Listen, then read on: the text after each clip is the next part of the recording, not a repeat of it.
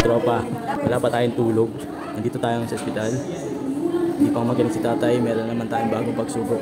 Ngayon naman, si Mrs. naman ng ospital dahil nadulas hagdan. So nagkaroon ng sugat yung ilong niya.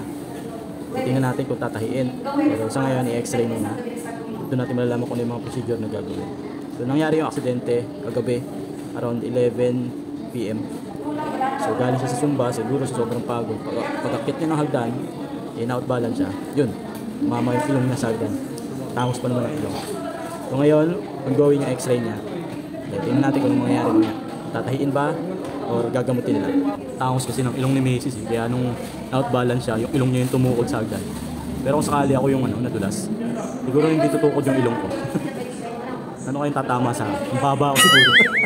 May disadvantage din pala yung sobrang tangos ng ilong. Pag nadulas ka, ilong yung tatama sa'yo. Pag nakipagsuntukan ka, ilong yung mababasag sa'yo, di ba? Buti na lang, pango ako. Pero feeling ko kahit nabasag yung ilong ni Mrs., hindi pa rin magpapapigil yun. Magsusumba pa rin. Magsusumba ka pa rin. Pa-practice. Bawal na daw, sabi ng doktor. Hindi ka pwede mamuwersa, tanga. Hindi, yung step lang ang kukunin ko. Hindi nga, bawal kita magsumba. Hindi nga magsusumba, yung step lang. Kahit na practice, bawal. Hindi nga. Tikas talaga ng ulo. Masarap kaltukan.